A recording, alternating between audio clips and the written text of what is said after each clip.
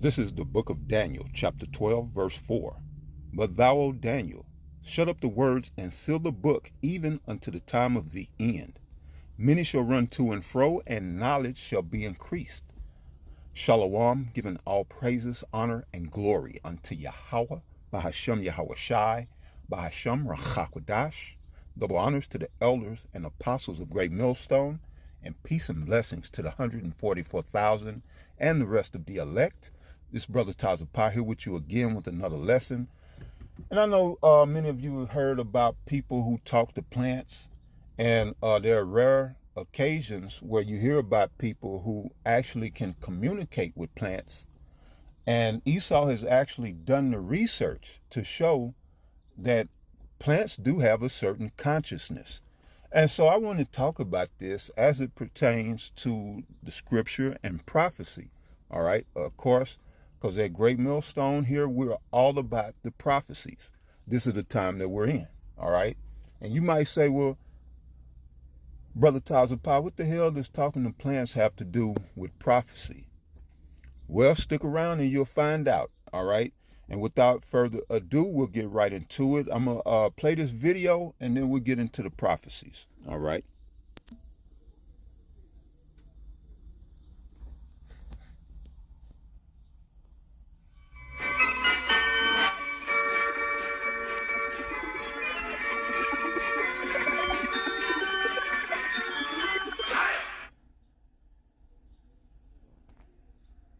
Research conducted in the Soviet Union leads scientists to believe that plants may think. Attached to delicate electronic instruments, a cabbage plant registers annoyance to the exhaling of tobacco smoke on its leaf surfaces. A scene familiar in any kitchen takes on special importance in this experiment. Володя, переключи задание по всем параметрам. Тамара, бери препарат. Все готовы? Начинай. In some mysterious way, the plant which is attached to the instrument is able to feel the mutilation of its comrade.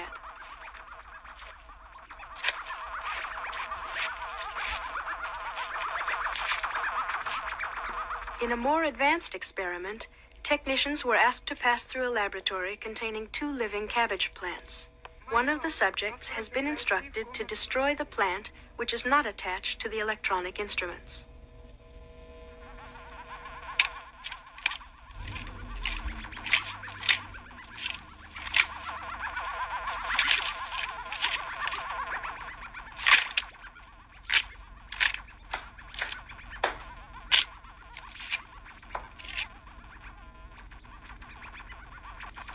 Hours later, the technicians are asked to return to the scene of the crime.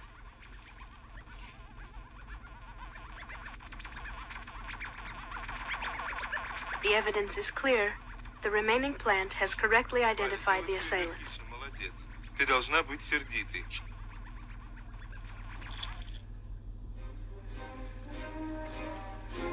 Since 1959, the Academy of Sciences of the Union of Soviet Socialist Republics has advanced research for the application of automation and cybernetics in plant husbandry.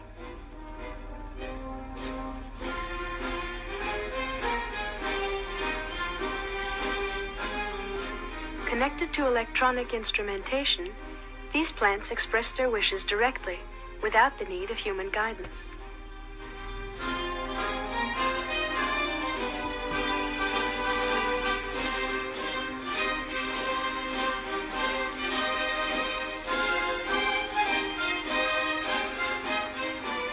In agricultural centers of the future, plants will show themselves to be fully rational beings, controlling their intake of water and nutrients, and even regulating the temperature and humidity of their environment.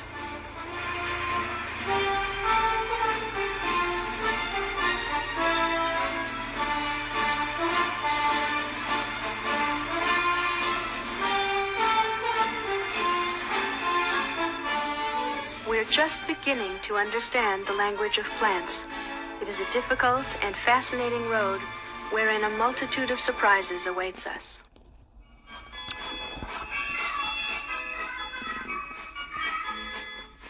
From this beginning will come a world of harmony between mankind and nature. Through the gift of human ingenuity, all things are possible. All that we need is a peaceful sky above.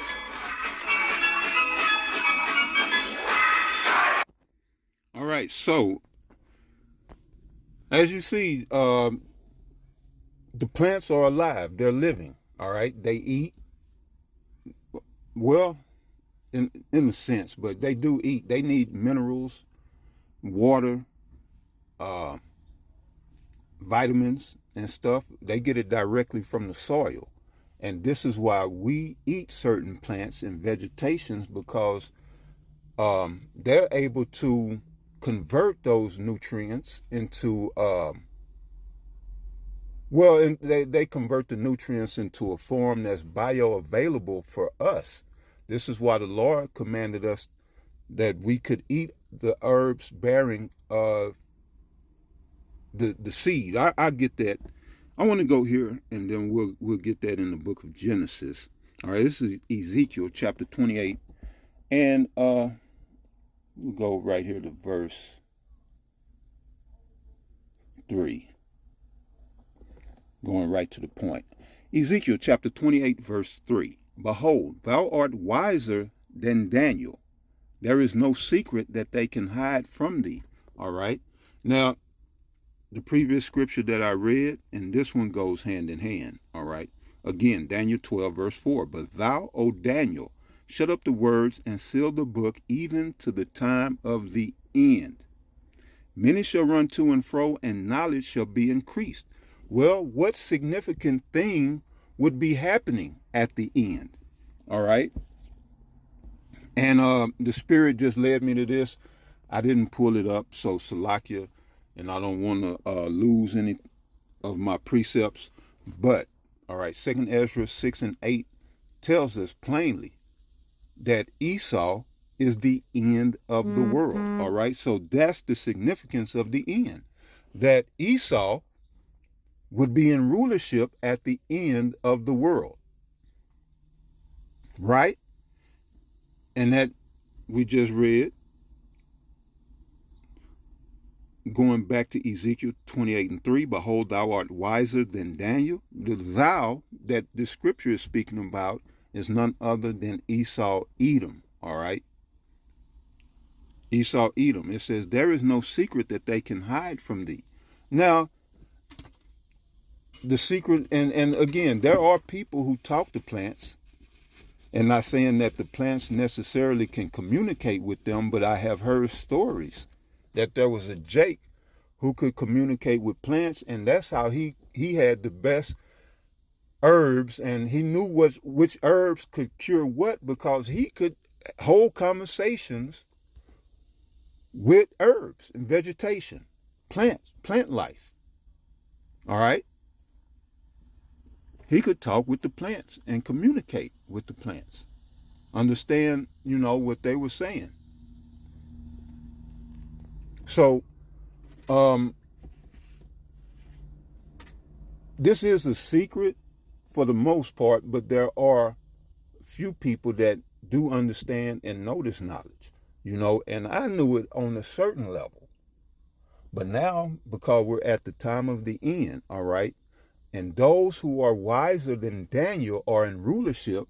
Now, mind you, they are the wicked, but they are wise. Nonetheless, they are wise. Scriptures do not lie. They are wise. And the video that you saw were Edomites conducting an experiment to give us the receipts on what some of us already knew, that these plants are living and that they do have a consciousness. All right.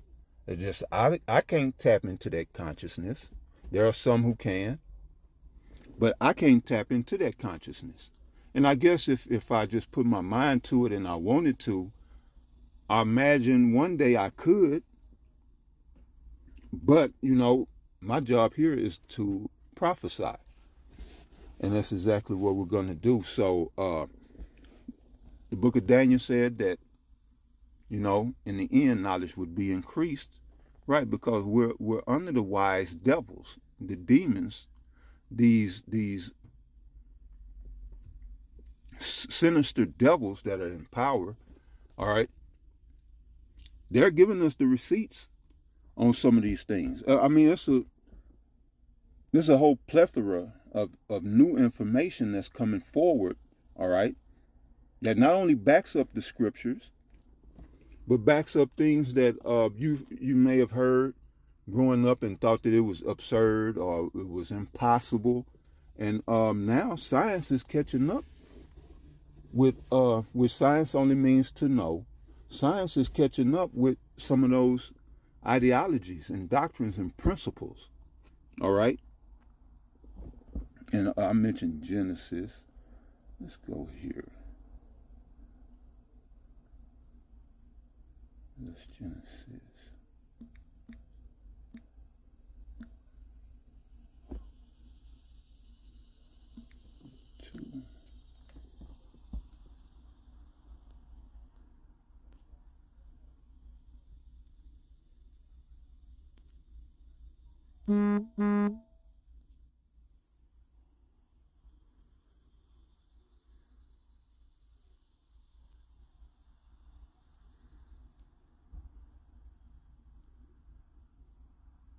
Okay, let's see.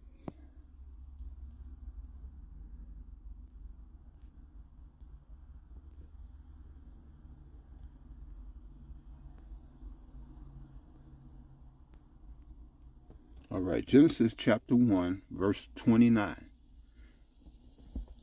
And the powers, all right, and the powers said, Behold, I have given you every herb bearing seed, which is upon the face of the earth, and every tree in which is fruit, or which is the fruit of a tree yielding seed, to you it shall be for meat.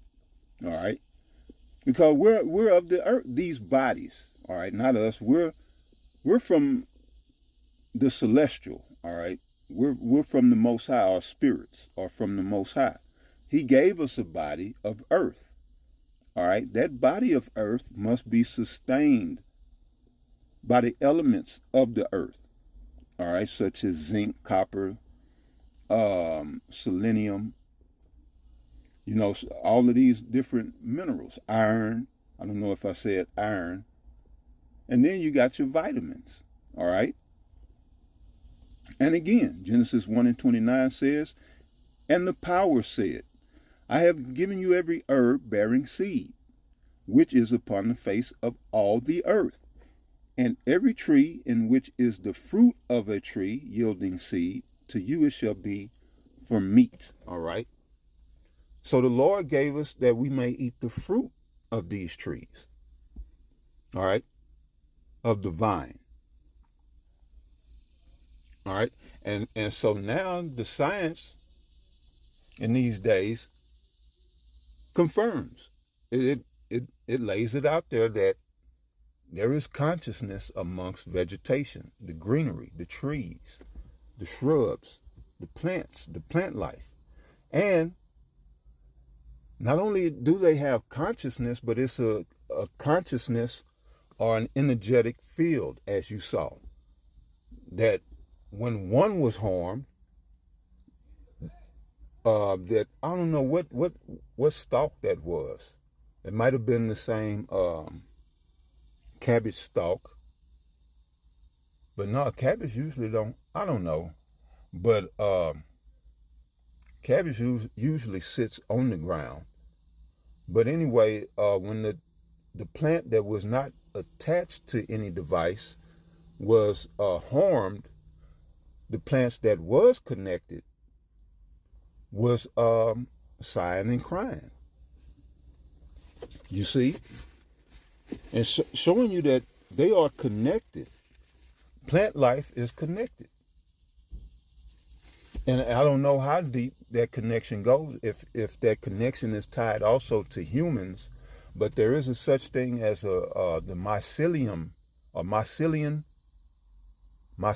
network, which all mushrooms, fungi across the world are connected and communicate. All throughout the world through this network. So if something happens to a mushroom on one side of the world, mushrooms know way on the opposite side of the world. All right. Now this field also, well, I don't know, I'm not saying this exact field, but there is a field also of human consciousness that we've been detached from through all of the modern amenities and conveniences. We've been disconnected from each other, all right, from the connection that we have, which I have to bring up Star Wars because it gave you an idea. It showed you that when the planet Alderaan was destroyed by the Death Star, that old Ben Kenobi, he felt it, all right? Before he even knew it happened, he felt all of those lives being destroyed, all right? And it sat him down. It was so powerful of a force, you know, he had to take a seat. Now, yes, that's movie, that's fiction, but the knowledge and the idea that it's portraying is not fiction, all right? And when I say we've been disconnected, we really just been numbed. We've been numb to this feeling because, you know, it's a reason why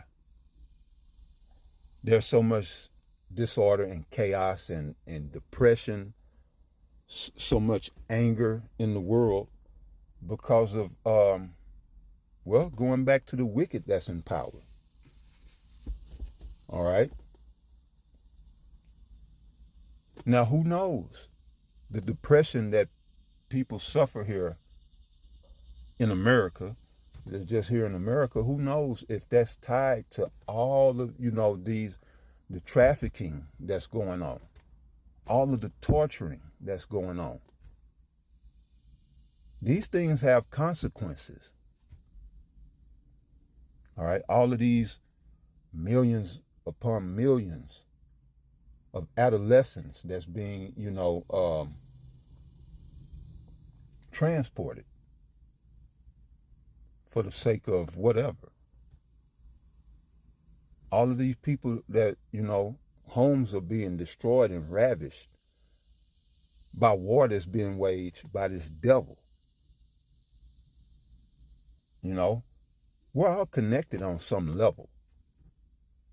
And we all have our own unique tribe, and we all have our own nationality. But at some level, we're all connected because we all come from the Father. He put the differences between us, all right? And we all come of the earth. And again, I read about the Lord deemed it to where we were to eat the fruit of the herb-bearing or herb-yielding tree for sustenance. Why? Because we get the same minerals that the plant utilizes and uses. We get those same minerals and vitamins through its fruit. Again, in a bioavailable form to where, you know, it's acceptable to our bodies. It's useful to our bodies. Now, I hear you saying, you know, I still hadn't heard nothing about prophecy. For those of you who are astute, you probably already know where I'm going. Those of you who know the scriptures, but we're going to go here. All right. And this is Isaiah chapter 14. And we'll start at verse 5. All right. Isaiah chapter 14, verse 5. The Most High had broken the staff of the wicked and the scepter of the rulers. All right. For Esau is the end of the world. 2 Ezra 6 and 8 on down. Esau is the end of the world. So The Lord is coming to dispose of this devil. All right. Here's the end of this rulership of carnality, this rulership of the flesh. All right. This rulership of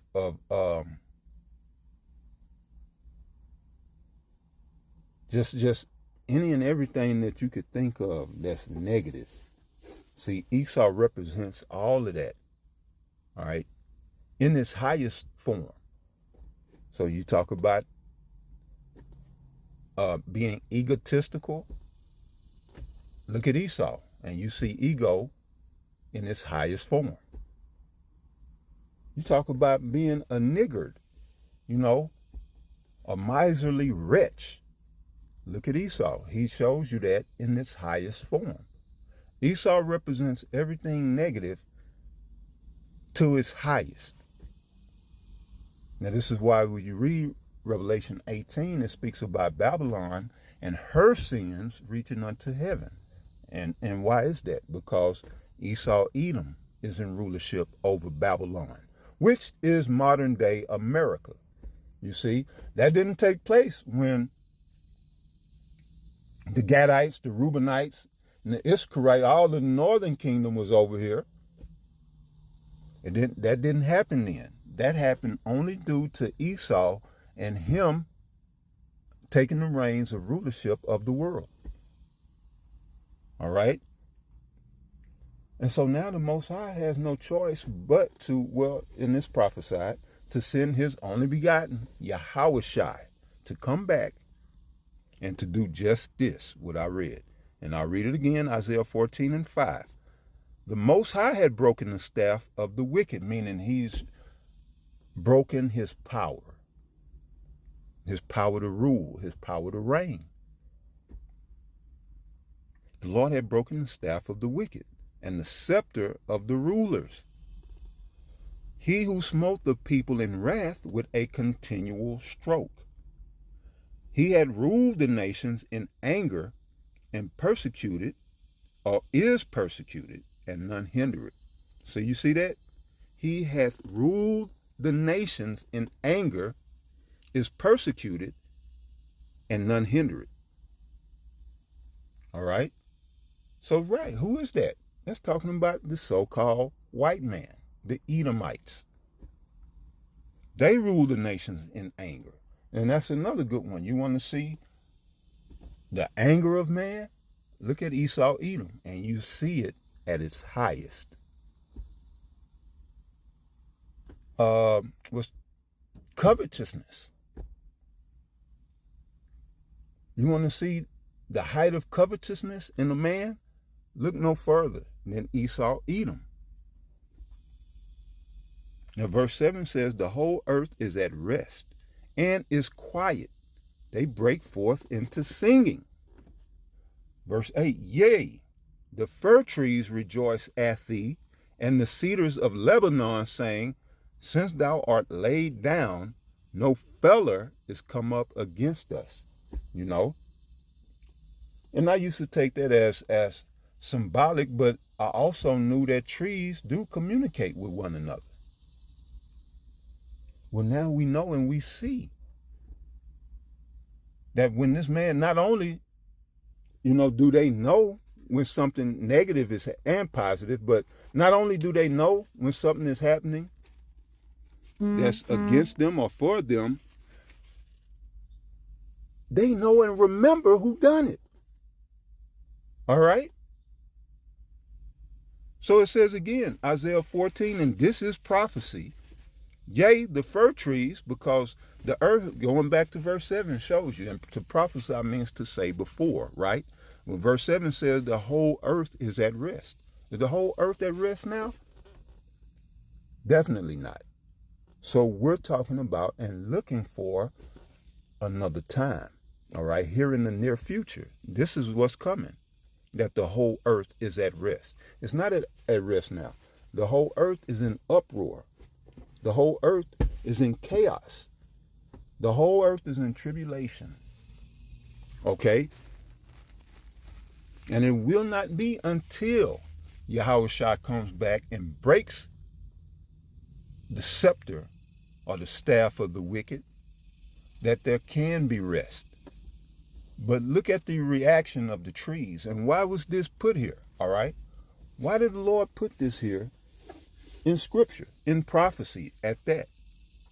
Isaiah 14:8. Yea, the fir trees rejoice at thee because they know that you're the one responsible for the senseless cutting down of thousands, if not millions of trees, throughout the last century or so, even longer, but let's just say the last century. They've almost decimated the rainforest, all right? And the rainforest is it's deep in itself. The rainforest is necessary for the ecosystem of the entire world. That's how heavy the rainforest is. So you think that ain't being felt around the world? And this is why it says, again, Isaiah 14:8, yea, the fir trees rejoice at thee, and the cedars of Lebanon, saying, since thou art laid down, no feller, or who? Lumberjack. A feller is one who fells or knocks down trees. So it says no feller is come up against us.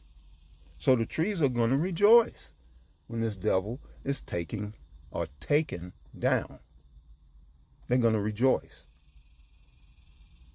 And again, I thought it was somewhat symbolic, but now we know that they will actually be rejoicing when this man is taken out of power and one who is profitable is set up over the earth. All right, to put the earth back in its proper balance, restoring the ecosystem of the entire world, and restoring unto man a righteous way of life. And this is what we long for. As the hopeful elect, we long for a righteous way of living. Righteous life. Not thug life, but righteous life.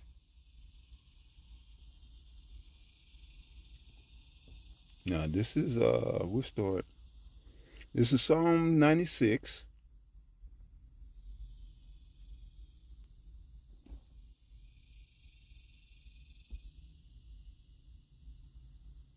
We'll start at verse 10. Psalm 96, verse 10. Say among the heathen that the Most High, Yahweh, by Hashem Yahweh Shai, reigneth. The world also shall be established, that it shall not be moved.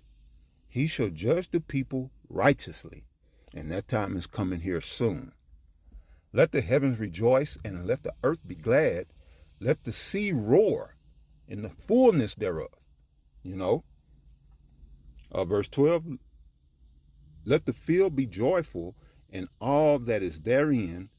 Then shall all the trees of the world rejoice. There's going to be a great rejoicing, man, when this devil goes down. There's going to be a great rejoicing.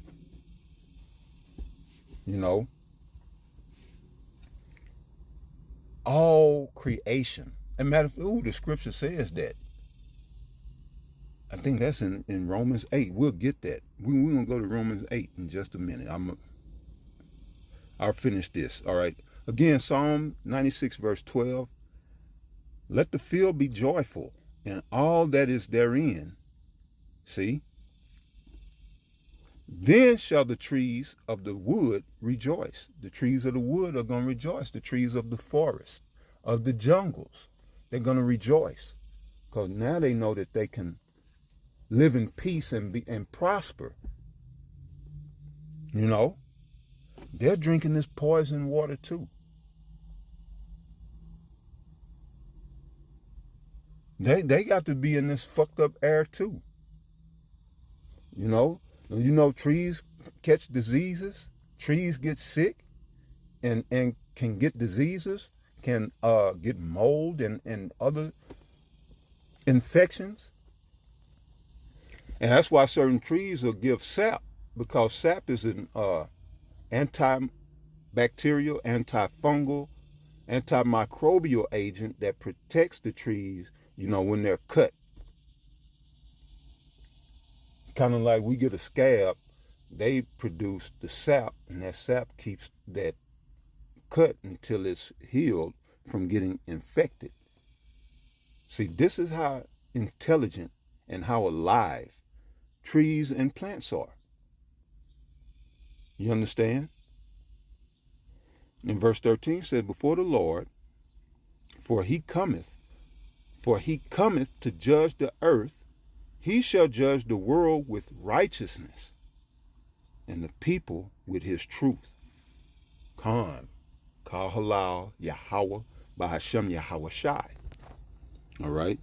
I'm going to close out. The Spirit just brought to remembrance Romans 8. All right? And right at the point, Romans 8, verse 22, for we know that the whole creation groaneth and travaileth in pain together until now. Not a tree of creation, not these plants creations, the herbs of the field, all that is therein. Are they not the Most High's creation? Well, the scripture says, again, Romans 8 and 22, for we know that the whole creation groaneth and travaileth in pain together until now. All right? Because why? Our redemption draweth nigh. So, right, all the creation is groaning. They're in pain, man. They're tired of this shit. And why is it that niggas seem so at ease here and they just comfortable here? Because they don't know no better. The Most High, as he had pronounced and prophesied in Isaiah chapter 6, verse 9, he made their ears dull of hearing. He blinded their eyes. He's made their ears fat that they can't hear the word. You understand? So, yeah, I just want to show that, man, that, hey, we're going back to paradise, man. All of this knowledge is not just coming out just, for no reason. It was prophesied that knowledge would be increased, and it's for the purpose of the ushering in of the kingdom. We're going to reign in knowledge and righteousness. We're not going to reign in fear. Well, there's going to be some fear, but we're not going to reign in lies and in terror, terrorizing people. There will be some fear, but people will know at the end of the day that they will have a fair shake. As I just read, the nations will be judged in righteousness. So when you're right, you ain't got nothing to worry about. However, if your deeds are wicked and corrupt, you have everything to fear and worry about. We will be a terror unto the wicked, and the wicked alone. And with that, to the next one, Shalom.